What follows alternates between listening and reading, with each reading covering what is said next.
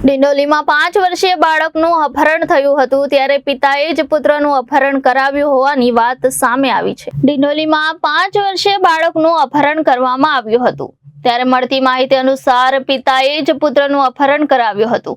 પિતાએ પુત્રનું અપહરણ કરવા માટે બહેનને ભૂસાવળથી બોલાવી હતી અને બહેન બાળકનું અપહરણ કરી નાસી ગઈ હતી। બાદમાં બાળક ગુમ થયાની ફરિયાદ લઈ પિતા ડિંડોલી પોલીસ મથકે પહોંચ્યો હતો ત્યારે પોલીસે તપાસ કરતા બાળક ભૂસાવળનું હોવાનું સામે આવ્યું હતું।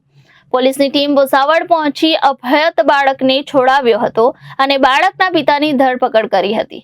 હાલ અપહરણનું ચોક્કસ કારણ સામે આવ્યું નથી। ગઈ તારીખ 6 જુલાઈ 2024ના રોજ જીજ્ઞાનગર ડિંડોલી પાસેથી તારાચંદ ઉત્તમ પાટીલના એક 6 વર્ષના બાળકનું કિડનેપ થયો હતો। 6 તારીખે આ બાળક ગુમ થતા એના પિતાજીએ 7 તારીખે પોલીસને ઇન્ફોર્મ કર્યા હતા। તમામ પોલીસ રથયાત્રા બંદોબસ્તમાં રોકાયેલી હતી। તેમ છતાં 7 તારીખથી કન્ટિન્યુ સુરત ક્રાઇમ બ્રાન્ચની ટીમ, ડિંડોલી પોલીસ સ્ટેશનની ટીમ વગેરે રાત દિવસ મહેનત કરતા હતા।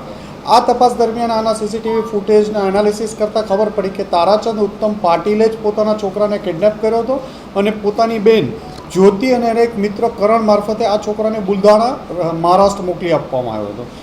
ગઈ મોડી રાત્રે આજ વહેલી સવારે 3 વાગે સુરત ક્રાઇમ બ્રાન્ચની ટીમ અને ડિંડોલી પોલીસની ટીમે એને નંદુરબાર પાસેથી ચાલુ ટ્રેનમાંથી છોકરાને આઈડેન્ટિફાઈ કરી અને બાળક અને એની સાથે કિડનેપિંગ કરણને બંનેને પકડી પાડવામાં આવ્યા હતા। આ ગુનાનો મોટિવ જોતાં એવું પ્રાથમિક દ્રષ્ટિએ લાગતું હતું કે જ્યારે એની મધર અને ફાધરને બનતું નહોતું અને એના ઉપર પ્રેશરાઇઝ કરવા માટે એના ફાધર ઉપર દેવું 9 લાખ રૂપિયાનું થઈ ગયું હતું, તો આ એના સસરા પાસેથી રેન્સમ માંગવા કે ખંડણી માંગવાનો પણ એક એંગલ આમાં હોઈ શકે એવું પ્રાથમિક દ્રષ્ટિએ જણાઈ આવે છે। હાલ આમાં એના ફાધર તારાચંદ ઉત્તમ પાટીલ, એની બહેન જ્યોતિ ઠાકરે અને કરણ વાકોડે 3ની ધરપકડ કરવામાં આવી છે અને આગળની તપાસ ચાલુ છે। એની ઉપર 9 લાખનું દેવું હતું। પ્રાથમિક જે શરૂઆતની જે સ્ટોરી હતી એમાં એની પાસે 9 લાખનું દેવું હતું, ફાઇનાન્શિયલ પૈસા હતા। એની મધર વારંવાર મકાન લેવા માટે ઇન્સિસ્ટ કરતી હતી કે નવું મકાન લઈ દો, પરંતુ આ બધી વસ્તુ લેવા માટે એના સસરા પાસે ખંડણી માંગવાના પ્લાન સાથે કદાચ એમને આ કૃત્ય કર્યું હોય એવું પ્રાથમિક દ્રષ્ટિએ જણાય આવે છે।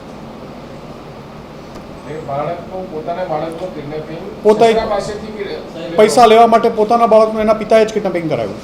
પોલીસની શંકા કેવી રીતે ગઈ? કારણ કે જે દિવસે બાળક ગુમ થયો હતો પછી 6 તારીખે જ્યારે રાત્રે ગુમ થયો, 7 તારીખે વહેલી 10 વાગે આ પોલીસ સ્ટેશન જાણ કરવા આવે છે કે મારું બાળક ગુમ થાય છે।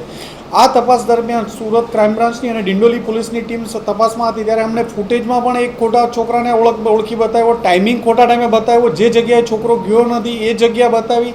એ છોકરાને આઈડેન્ટિફાઈ કરતાં પોલીસ એ જે છોકરો ગુમ થયેલો ને પોતાનો છોકરો બતાવતા હતા એ બીજો છોકરો મળી આવ્યો, એટલે એના ફાધર ઉપર શંકા જતાં બંને સુરત ક્રાઇમ અને ડિંડોલીની ટીમે સાથે મળી એના ફાધરની પૂછપરછ કરતાં એમણે કબૂલી લીધું કે આ મારા છોકરાને મેં બુલધાણા મોકલ્યો છે। અને જ્યારે લોકેશન લેતા હતા ત્યારે આ છોકરો પરત બુલધાણાથી સુરત તરફ ટ્રેનમાં એક આવતા હતા, તો એ દરમિયાન ચાલુ ટ્રેને નંદુરબારથી સુરતની પોલીસની ટીમે એને પકડી પાડ્યા।